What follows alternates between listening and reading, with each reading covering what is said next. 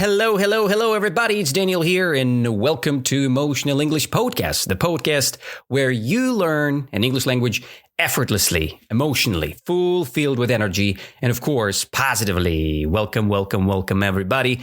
This is Daniel here. And today I've prepared another beautiful podcast for you guys. The podcast where we will discuss why do we forget English? You know, the main idea is some beautiful thoughts. I just want to discuss with you this topic because most people are having issues with this, right? So we forget the language, and this is a problem. And we forget about the grammar. We forget about different constructions, collocations, or whatever the books have, right? But the main point, why do we forget things, is because we have some troubles with the language. And that's what I want to discuss, and I want to share with you guys today the main details, why we're forgetting things, right? But before we all start, I want to offer you just a great offer. So I still looking for a couple more new students. If you are interested in English learning and if you want to learn English positively and without boring textbooks, so you can contact myself, right? And go to my website and sign up for my tryout English lesson. So that's what I wanted to say. And now we can start our beautiful topic. And I want to split today's episode on two different sides. I would say three sides, three parts. So in the first part of our today's discussion, we will discuss the vocabulary, right? What is kind of discussed during the podcast. So we will focus on some words. I will explain you some words. And that's the part of kind of educational, right? The second part of the podcast where we will discuss my speech, right? I would give you a speech and I will use my notes to clarify what ideas I have about forgetting English. It's a true English story category, so that's why it's very realistic. It's from my own experience. And the last part is the conversational, where I will ask you some reflective questions. And I'm asking you the question and I'm giving my option. How would I answer this, right? Or what I think about this specific question. That's what we're going to do today. That's all. And by the way, do you know that now our podcast is available on Chinese platforms and we're available on via video as well. So if you're interested in video podcast episodes, you can find them on YouTube and on Mave. So that's all. So let's begin. So the power of 7, I've prepared 7 beautiful words and let's go step by step.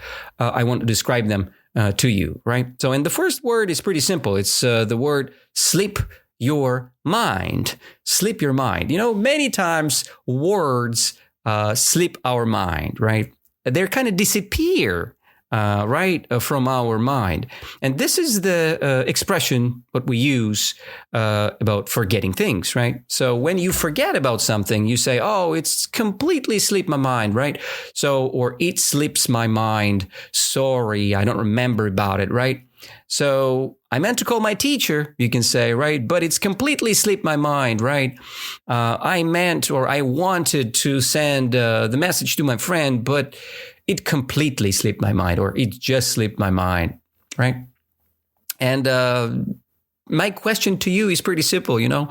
What is the word that completely slips your mind, right? What is the word? For me, sometimes I'm confused about, for example, today, the word complain slipped my mind, right? And that's weird sometimes, right? But it's okay. It's okay. It's just the way how we remember things, right? It appears and disappears. The only thing I can do about it is to be positive and just revise and check on Google, check on somewhere else. What do I want to say, right? And classically, what method I use, I'm just typing or like, what is the negative comment in English, right? If I want to give a negative comment to someone, or if I want to say that something is bad, what does it mean, right? What is the name of the process? And this is the best interaction English in English, right? I'm learning the construction by asking Google what I need, right? In English. So that's the way of my learning, right? Next phrase, what I want to tell you is the phrase on the tip of my tongue. It's a beautiful idiom because we can use this idiom anytime when something is like just rolling right here on the tip of your tongue, but you can't pronounce it, you can't say it, what is going on there. And that's the moment when you say, oh, it's just on the tip of my tongue, but, it disappears somewhere. I think you've had that problem, right? You've experienced this. Wait, I know the word, you say, right? It's on the tip of my tongue. But it's the thing. So how do you feel when English word is on the tip of your tongue? And do you get nervous? Do you get frustrated, or do you stay calm, right? I'm trying to be positive. I'm looking for this word. First of all, I'm trying to analyze where I've seen this word, right? Or where I had seen this word the last time. And then I'm just checking this place, or I'm looking for the picture, for the beautiful, context, right? And then this context can provide me the picture, and then boom, the word is there. So I can recall the word. So that's what works for me. The next word is the phrase "my bad," and this is pretty simple expression. So you can say "my bad" when you are sorry, right? And then you say, "Guys, the last episode I've made a mistake," and it's true, by the way. I said raw, and I needed to say row, right? So row is the thing, like the line of seats, right? And sometimes you make pronunciation mistakes as well, right? So when you pronounce the line of seats, it's better to say row, and my bad, it was my mistake, right? So that's an example how you can use this word. You just say, my bad, guys, my bad, right? The next phrase or construction is rusty. And this is a beautiful word. When your language gets rusty, right, or gets rusty, it's not working. So because your language is a bit rusty, it's like getting orange cover, right? And this orange cover is not good. It's like a metal. What the metal has when you put the water on the top and then you wait for a while, so the metal get rusty, right? But if you polish your metal, if you polish your language will never get rusty, right? So that's the thing. You just need to practice the language as more as you can to never face this problem, okay? The next phrase is the phrase mix up, right? And we're mixing up things a lot. So sometimes we confuse, two things or people. We can, mix up some words, right? I can say something stupid while I'm having my podcast, and it's okay because sometimes our subconsciousness is giving you the word that is not connected to the conversation. And it's okay because, again, it's the way how you train your language. If you want to speak effortlessly, you shouldn't be so correct. I'm trying to switch off my mind. I'm not thinking about the word or phrase, what I want to say to you, right? I'm just focusing on the phrase. I'm focusing on the vibe, right? I'm focusing on the energy, and I'm just saying things, right? So that's how it works. So, and of course, while you're doing this, so you can mix things up, right? And this is a popular situation, the popular case. So, many people, they mix up grammar problems, right? They mix up grammar rules, right? And maybe you have some of them, right, in your mind. For example, I can mix up the tenses sometimes, right? I'm saying I had been practicing or I have been practicing. Classically, perfect tenses are beautiful, but sometimes you're just forgetting to use the right grammar. But people do understand you, so don't worry when you messed up had finished or just finished, it's okay. because some of them are pretty replaceable. I mean, the constructions and grammar rules are pretty replaceable if you practice your English, your American English, right? It's okay. That's all what I wanted to say about mixing up. So we mix up things, right? And it's okay.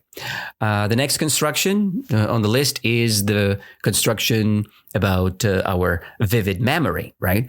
Do you know when your memory is vivid? What does it mean? Classically, it means that you clearly see what you want to say, right? So when you have a vivid memory, you have no questions. What is the word in English, right? You just say what you have in your mind. You have a vivid memory. You can reading a book from your memory, right? So that's what you're doing. It's a very clear, very bright memory, right? Detailed memory. And the problem is I don't have it. So my memory is not vivid. I'm not that good. And to be honest, it's okay too. So every single person is different. I have some students who practicing English with me, and their memory is beautiful because they had been learning languages, materials at school, and their memories just got perfect. My memory is not well and not good, and I'm just accepting myself, and it's normal. I'm just trying to use some positive sides of myself, right? And that's what pushes my language further, right? I'm switching off my brain and I'm just trying to go with the flow, right? The next word, what I wanted to discuss is the word permanent. Permanent is the word about very long-term things, like a permanent marker. If you use the permanent marker, something, what you write never disappears because the marker is very solid. It's very hard to remove permanent marker. It's easy to remove the marker that is for the whiteboard, right? So when you use the whiteboard, you use a specific marker, right? It's a whiteboard marker, and it's contains oil. That's why it's not permanent. You can easily remove it, right? So what do you want to do with your English? You want permanent usage, right? Or permanent memory, right? You don't want to forget your language very quickly. So what should you do? You should connect your emotions, feelings together, and then you will learn the language more effectively. I think I've said that multiple times during our conversations here on the podcast. So just keep it in mind that vivid memory is beautiful, but you can use something else, right, to go further with your language. Of course, it should be permanent, right? So I just got the wrong word with my eyes right here. So that's all the vocab of what I wanted to discuss with you in this part, right? And now I will go further. By the way, do you know that we post the content on Telegram? So we have a Telegram community, right, where you can go and you can find even more language tips and tricks. So join our Emotional English community there. We post videos, we post texts, we post just questions and discussions, lifestyle content there. It's very cool. And if you're interested in deeper conversations in English, so we have a community. It's called Emotional English Club, where we meet each other and we speak English on Sundays. So if you're curious, from 12 p.m. until 2 p.m. Moscow time, we have these meetings. Not every single week, but sometimes if we have enough people in the group, so we organize this kind of meetings. So if you're interested, join our community and you'll find everything there. So that's actually the word list. And now we jump to my main speech for today's podcast episode. So I just want to tell you some truth about forgetting, why our brain leaks, why our brain forgetting things, right? I have, let's say, three main ideas here, right? And the first idea, I think you already got this, right? It's the imagination, right? So we should use imagination while we're speaking English. And that's vitally important, because when you practice the language and you just see the boring text or the boring vocabulary list, it's not working. So because your brain is just physically remembering it, and the brain doesn't see the connection with your real life experience, and forgetting this stupid list forever, because you can't use something that is useless, right? And your brain thinks it's useless, and the brain forgets things. But if you imagine, if you see this beautiful picture about the language, and for example, you want to memorize the word conscientiousness, right? And you can't just remember the word, oh, conscientiousness, I want to know this word.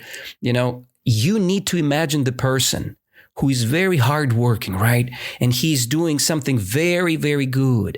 And he is trying to be the best. And he's not doing this because he wants to get money. No, he's doing this because he appreciate life in general. He appreciate the energy of doing. And you can call this person the person with conscientiousness, right?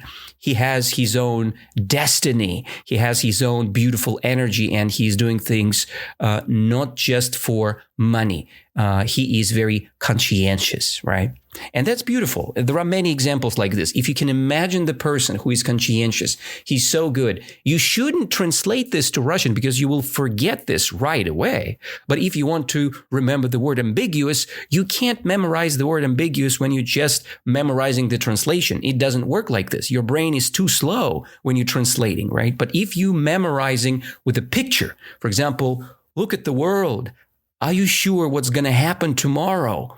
What do you see in the future? Just close your eyes right now and imagine. What do you see? If it's just black screen, that's ambiguous because you cannot see the future. If you cannot see the future is ambiguous. That's how you learn the language. You're not memorizing some translations. You're not memorizing some stupid vocabulary lists. You memorizing the picture of a black screen of the future, and that's very ambiguous, okay? Because you see it. That's imagination. So we learn the language with imagination, and imagination helps you to remember without forgetting, right? So you have your permanent memory, right? That's the usage of today's construction, right? Or, if the word on the tip of your tongue, you're like, oh, okay, what is, the word is on the tip of my tongue. What is the word about the future, about the unexpected future? I just forgot this new word. Okay, ambiguous. Yay, that's here, right? So it was on the tip of your tongue, and then it's here, right? That's how we practice. And if you can't remember the word, you can say, oh, my bad, guys. So sorry. So that's how it works. So that's the first part, imagination. Remember this. It's very, very important. Second reason why people forget is it's because we are becoming robotic. So we think that if we do something again and again and again, we will remember. No, it's not working like this. We're not robots. Robotic actions are good in sport. It's good in your physical body. But anyway, you will see the plateau, right? Plateau is like a flat ground where nothing happens. And this plateau disappears when you just changing the way you're learning the language. And that's why don't just focus on different skills practice, right? Do not practice reading, then listening for 15 minutes, then next 15 minutes you're practicing the vocabulary, then 15 minutes you're practicing your writing. No, just focus on something standing alone, right? For example, speaking. Just speak with an AI or just speak with your teacher. Just speak about something, about the topic you want to know further about, right? And that is a focal skill, right? It's something that is very close to you and close to your perfect understanding of something as speaking or something as reading, right? You can just change your one skill one week at a time. For example, you practicing speaking for 1 week, then you practicing reading for 1 week, then you practicing listening 1 week. And by the way, listening is the most important thing here because listening is the foundation of the language. Just imagine the kid, the young boy, right? Very small baby. The baby consumes. The baby cannot speak. The baby consumes a lot, right? And that is the reason why you should consume a lot of English. So if you want to learn Chinese, like I want to learn, so I need to consume a lot of Chinese language. Even if I don't understand Chinese, I need to understand the context or situations or the words in actions, right? And if I listen to Chinese, if I listen to English a lot, so I will memorize more effectively and I will not forget. I remember thank you is sese. I remember that Pyongyang is beautiful, right? Why I've remembered it? Because I connected the imagination and the absence of robotic actions, right? I'm not using robotic actions. I'm just using my imagination and I'm doing this again and again and again. So that's the second point. Do not be robotic, right? It's weird, right? Because when you're robotic, you can mix things up very quickly. You can just, oh my goodness, I don't know what the tense I should use, present perfect or past simple or present simple. You're just mixing things up, right? Is it Tuesday today? Is it Thursday or Tuesday, Thursday? You need the picture. Right? And then your robotic actions disappears and then you are good.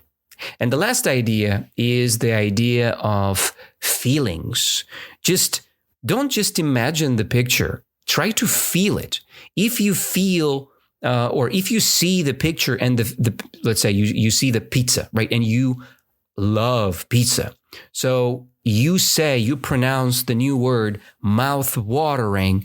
Oh my goodness, what a mouth-watering pizza. You should feel this beautiful, saliva inside of your mouth, right? That is there.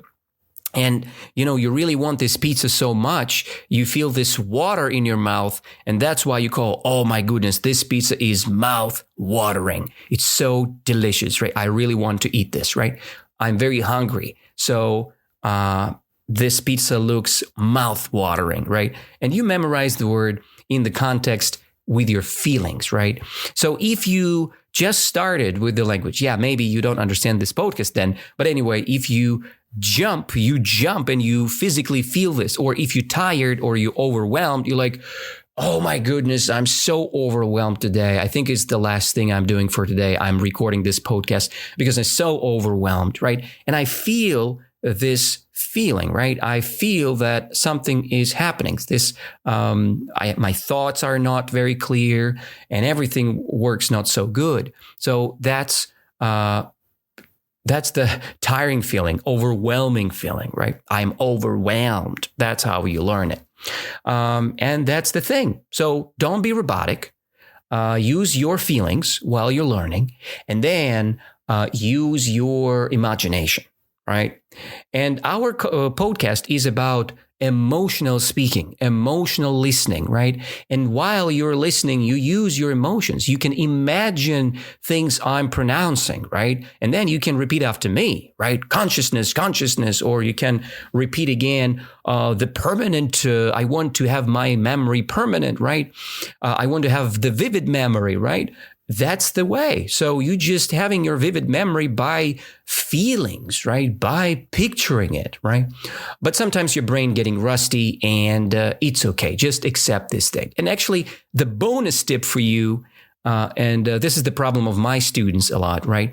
They always complaining that they're bad. Their language is bad. They say, oh, my English is not good. Oh, I don't know. I'm sorry. Always many, many, many sorries.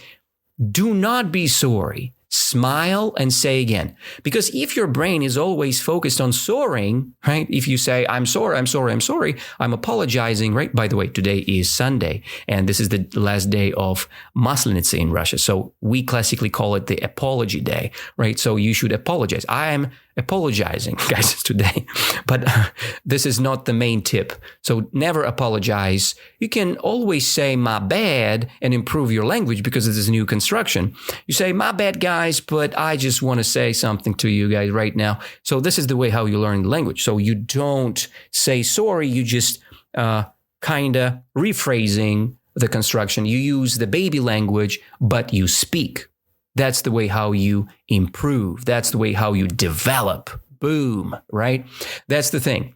And that was the bonus tip for you guys. So just don't get angry. Don't get stupid. Don't get worried so much, right? So try to get as more emotions as you can. Imagine things and don't be robotic. Actually, that's the tips for you guys. And with that said, let's jump to our last part of today's discussion. So I will ask you 5 beautiful questions, and I call them reflective questions, and you try to think on them, okay? And then you provide me the answer. But I will give you my answers on it. So let me check them. My first question is, why do you think English words slip your mind the most when you're feeling nervous or stressed? Right? Why do you think English words slip your mind the most when you are feeling nervous or stressed? And I will give you some time to think here. Okay. Of course, it's because your brain is in survival mode, guys. You think that, oh my goodness, I need to say something, right? Nervousness, fear, and stress is the distraction for your language memory, right? So don't worry about things and just do your thing. Just practice, open your mouth, pronounce the words, and things going to be better. Yes, it's not going to be better tomorrow. It's not going to be better right after the lesson you're having with me or with this podcast. Maybe you will feel the difference in 1 month or 2 months or half of the year. It's good. Just be consistent and you will win. Okay? So that's the thing. The next question, how would your life change if your English felt permanent, strong, natural every single day? I would repeat, how would your life change if your English felt permanent, strong, natural every single day? So I would say this, you would feel like a superstar probably, right? I would feel something very good, right? I would feel that I can solve all my problems in English. So if I have a problem and I can't use my phone in English, I'm switching off my Russian language on my phone and I'm diving into the English version of my phone. That's how I do this. So that's the way how things works. I hope you got the point. So you need to think that you are becoming a superstar every single time when you touch the language. If you have this confidence inside of you, you will feel the energy and you will have motivation. If you always say sorry, sorry, sorry, that's not giving you motivation. It gives you demotivation, and you don't want this, okay?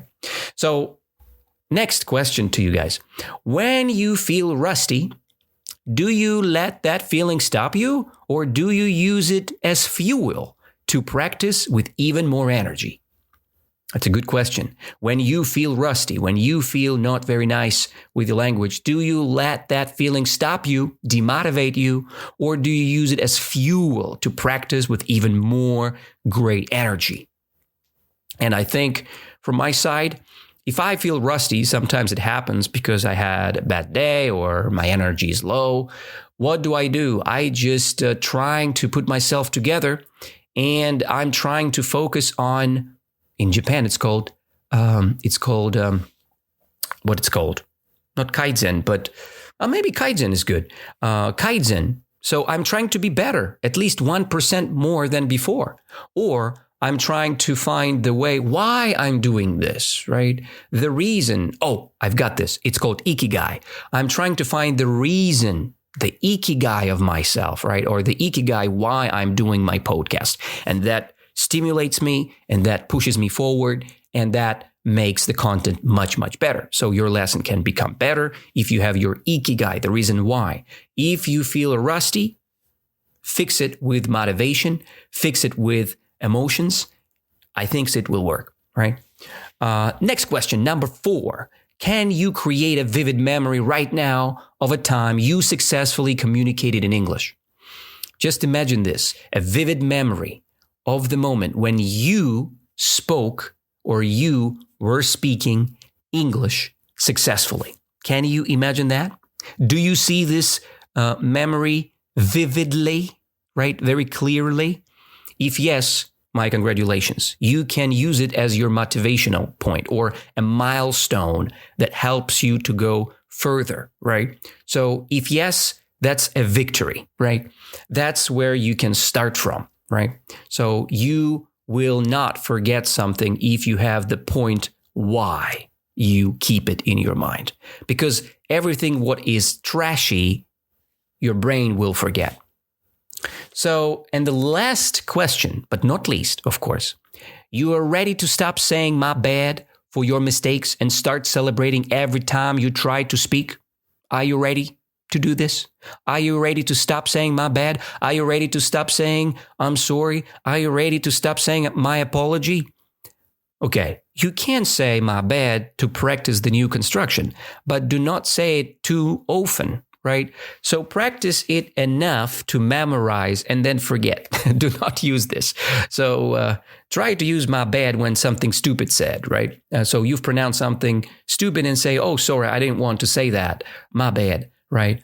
My apology. Or I didn't want to be late. My bad, right? That's a good expression. But never say, oh, my bad for my language. My bad. My English is so bad. Never say this, okay? That's the point for the fifth question. And I hope it was pretty interesting today. We've discussed with you some vocab. We discussed with you some content in English, right? And it was amazing. It was beautiful. So we discussed what is when the thing is slipping my mind, right? Or when something is slip your mind. We discussed what's the thing when the thing is on the tip of your tongue. We discussed my bad situation. We discussed our rusty language, right? We discussed when we mix up some grammar material. We discussed what is the vivid memory and how good is this when you have it. We discussed what is permanent, right? Like your marker that you use every single day. It's all beautiful. But you know what you shouldn't forget? That Emotional English community exists on Telegram. Just go there, join, like this podcast, share it with your friends who want to learn English. And it means a lot to us, guys. You will help us a lot with promotion of our podcast. Algorithms will do this job better, right? Their job better when you like, when you share, when you helping us with these simple actions, right? How Donald Trump says, I like it a lot. So I like it a lot. So maybe you like your podcast a lot. And maybe you like the content we post every single day on Telegram. So keep going. And that's all for today, guys. That's all what I wanted to discuss with you. The next podcast, what I want to discuss with you guys is the podcast about business. And I will discuss with you why we should start our first business and why we should do it in English. So we will discuss why it's cool to plan and do all the actions in English and why it's important to have your simple first business privately, right? Without using somebody else, without using an employer, right? You can make your own money independently and why independence matters. So we will all discuss all these points. We will do some vocabulary breakdowns and some other things. So we will discuss the full potential of your personal business in English, and you will learn a lot. Trust me. And you know what? I want to make this podcast episodes more often. So our standard posting time would be every Tuesday and every Sunday. So that's the plan for right now. So in China, if you listen to this podcast in China, so probably we will have the same schedule, but one more episode going to be there extra as our, let's say, golden episode list, right? Because Chinese platforms had started not so long time ago, and Chinese people, they don't have all our episodes yet. So you will find all the episodes step by step. Okay, I said so much today. So let's stay in touch, guys. I hope to see you next. I hug you all and have an amazing time with your English. Don't forget to practice English daily. It's very important. Let's stay in touch, and I hope to see you soon. Bye-bye.